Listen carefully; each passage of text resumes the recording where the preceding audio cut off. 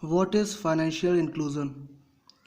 Financial inclusion refers to effort to make financial products and services accessible and affordable to all individuals and businesses regardless of their personal net worth or company size.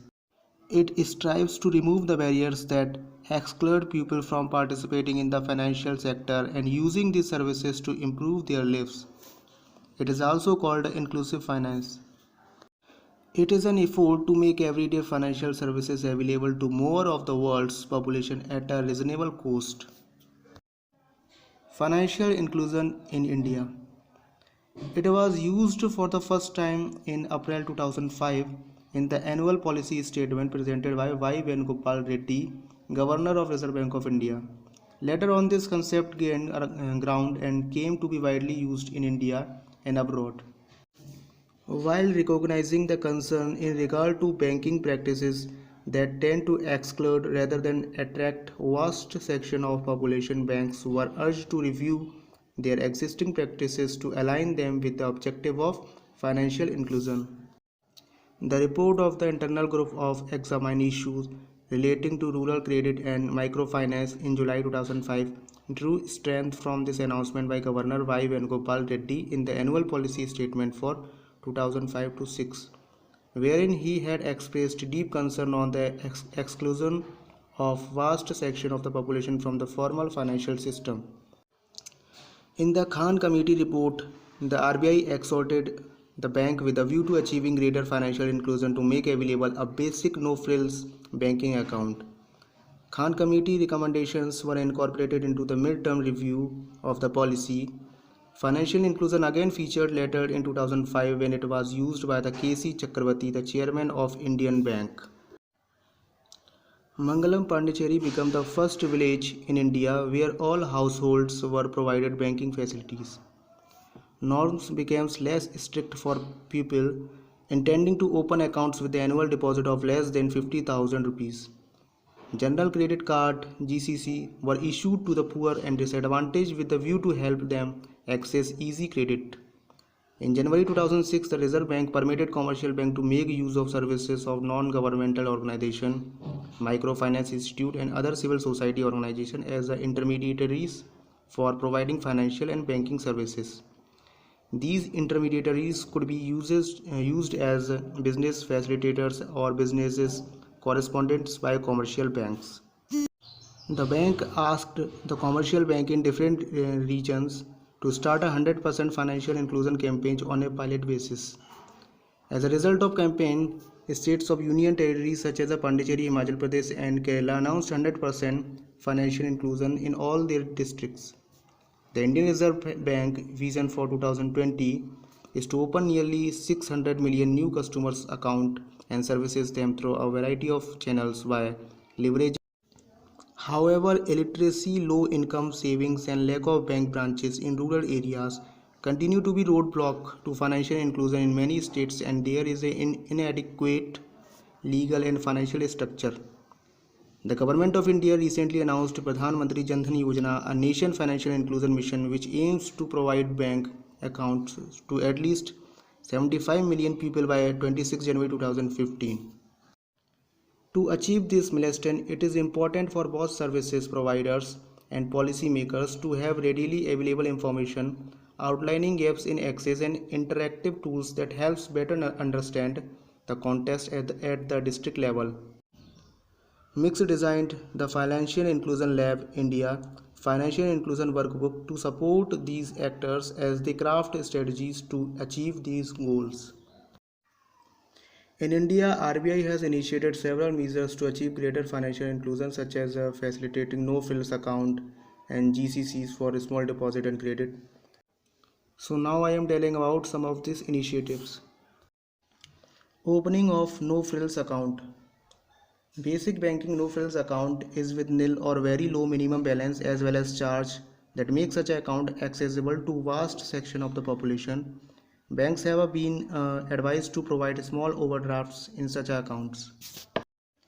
In simple language, I can say no-frills account are the account which are especially opened for the poor or lower class people, and these accounts have some limitations on the uses of these accounts.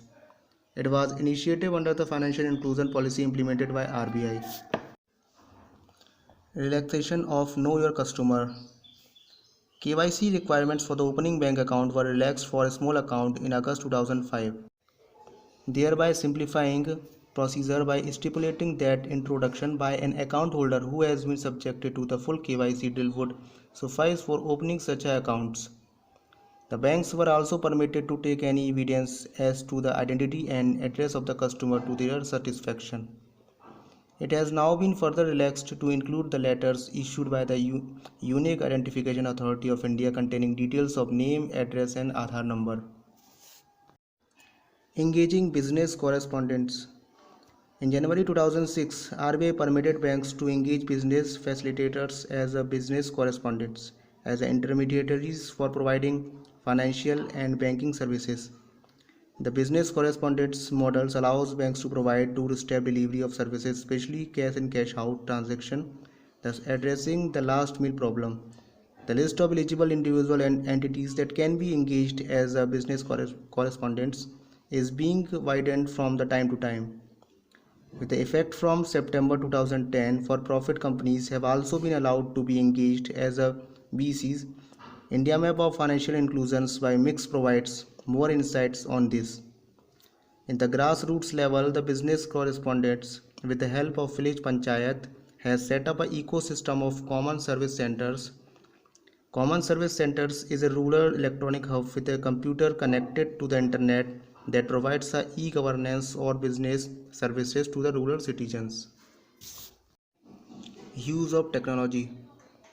Recognizing that technology has the potential to address the issue of outreach and credit delivery in the rural and remote areas in a viable manner, banks have been advised to make effective user information and communication technology to provide doorstep banking services through the banking correspondent models, where the accounts can be operated by the even illiterate customer by using biometrics, thus ensuring the security of transaction and enhancing confidence in the banking system. Adoption of EBT. EBT means Electronic Benefit Transfer. Banks have been advised to implement EBT by leveraging ICT-based banking through BCs to transfer social benefit electronically to the bank account of the beneficiary and deliver government benefit to the doorstep of beneficiary, thus reducing dependence on cash and lowering transaction cost. GCC, General Credit Card. With a view to helping the poor and disadvantaged with the access to easy credit, banks have been asked to consider introduction of general purpose credit card facility up to 25,000 at their rural and semi-urban branches. The objective of the scheme is to provide hassle-free credit to banks customer based on the statement of cash flow without insistence on security purpose or end use of the credit. This is in the nature of revolving credit, entitling the holder to withdraw up to the limit sectioned. Simplified branch authorization. To address the issue of the uneven speed of bank branches, in December 2009, domestic scheduled commercial banks were permitted to freely open branches in Tier 3 to Tier 6 centers with a population of less than 50,000 under general permission. In northeastern states and Sikkim, domestic scheduled commercial banks can now open branches in rural, semi-urban and urban centers without the need to take permission from the RBI, in each case subject to reporting. Opening of branches in unbanked rural centers. To the further step up the opening branches in rural areas so as to improve banking penetration and financial inclusion rapidly, the need for the opening of more bricks and mortar branches besides the uses of BCs was felt. Accordingly, banks have been mandated in April monetary policy statement to allocate at least 25% of the total number of branches to be opened during a year to unbanked rural centers. BSBDA, Basic Saving Bank Deposit Account. A basic saving bank deposit account can be opened with a simplified KYC document and also with nil balance. It is like a saving account with some modification in it. A person having a BSBDA in bank cannot have a saving account in the same bank, but he can have the other accounts such as a fixed deposit and recurring deposit account. A person having saving account can open a BSBDA in the same bank but he will have to close the saving account within 30 days from the date of opening BSBDA. With the introduction of BSBDA, no frills account with nil or very low minimum balance have been converted to BSBDA. Lead Bank Scheme.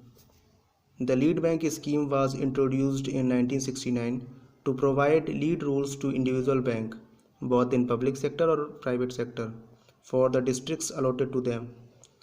The Lead Bank Scheme was introduced by RBI on the basis of recommendation of both Garchild Study Group and Bankers Committee. Now I am telling about the financial inclusion schemes in India. Pradhan Mantri Jan Dhan Yojana.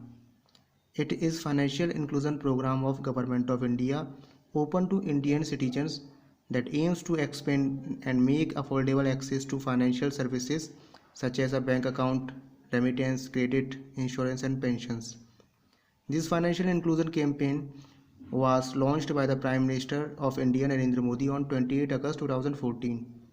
He had announced this scheme on his first Independence Day speech on 15 August 2014. Atal Pension Yojana. It is a government-backed pension scheme in India, primarily targeted as an unorganized sector. It was mentioned in the 2015 budget speech by the then Finance Minister Arun Jaitley. It was launched by Prime Minister Narendra Modi on 9 May in Kolkata. Pradhan Mantri Vaya Vandana Yojana. The Indian government launched a pension scheme and it can be taken from 4 May 2017 to 31st March 2020. In the 2018-19 budget speech, the Government of India increased the maximum limit to 15 lakh under the Pradhan Mantri Vaya Vandana Yojana scheme. The scheme can be bought via online and offline modes from the Life Insurance Corporation of India. The main aim of the scheme is to provide senior citizens with a regular pension during the time when there is a fall in interest rates. Stand Up India Scheme. The Stand Up India scheme aims at promoting entrepreneurship among women and scheduled caste and tribes. The scheme is anchored by Department of Financial Services, Ministry of Finance and Government of India. Stand Up India scheme facilitates bank loans between the 10 lakh to 1 crore to at least one scheduled caste or scheduled tribes borrower and at least one woman borrower per bank branch for setting up a greenfield enterprise. These enterprises may be in the manufacturing services or the trading sector. In case of non-individual enterprises, at least 51% of the shareholding and controlling stake should be held by either SC/ST or women entrepreneurship. Pradhan Mantri Mudra Yojana. It is a scheme launched by the Honorable Prime Minister on 8 April 2015 for providing loans up to 10 lakh to the non-corporate, non-farm, small and micro enterprises. These loans are classified as a Mudra loans under PMMY. Pradhan Mantri Suraksha Bima Yojana. It is a government-backed accident insurance scheme in India. It was originally mentioned in the 2015 budget speech by Finance Minister late Arun Jaitley in 2015 February. It was formally launched by Prime Minister Narendra Modi on 8 May in Kolkata. Sukanya Samriddhi Yojana. Sukanya Samriddhi account is a Government of India backed saving scheme targeted at the parents of girl children. The scheme encourages parents to build a fund for the future education and marriage expenses for their female child. It was launched in 2015. Jeevan Suraksha Bandhan. The Suraksha Bandhan drive aims to take forward the government's objective of creating a universal social security system in the country. It targeted especially at the poor and the underprivileged. Participating banks supported by the participating insurance companies are carrying out local outreach, awareness building and enrollment facilitation under the drive. All eligible citizens are requested to contact their bank branch for enrollment. Credit Enhancement Guarantee Scheme for Scheduled Caste. Credit Enhancement Guarantee Scheme for the Scheduled Caste was announced on 18 July 2014, for which a sum of 200 crore has been allocated. The scheme supported young and startup entrepreneurship who are from scheduled caste. Venture Capital Fund. It is a social sector initiative to be implemented nationally in order to promote entrepreneurship among the scheduled caste population in India. The SC promoters of university company will not dilute their stake below 60% in the company till they exist under the scheme. The Varisht Pension Bima Yojana. It is a scheme for the benefit of senior citizens aged 60 years and above. The scheme is being administered through the Life Insurance Corporation of India. It will remain open for a period of 1 year from the date of launch. The scheme will be implemented during the current financial year to provide social security during the old age and protect elderly person aged 60 years and above against a future fall in their interest income due to uncertain market condition. It will provide an assured pension based on the guaranteed rate of return of 8% per annum for 10 years, with an option to opt for pension on monthly, quarterly, half-yearly, annual basis. What is the need for financial inclusion? Financial inclusion enhances the financial system of the country comprehensively. It strengthens the availability of the economic resources, and most importantly, it toughens the concept of saving among poor people living in the both urban and rural areas. This way, it contributes towards the progress of the economy in a consistent manner.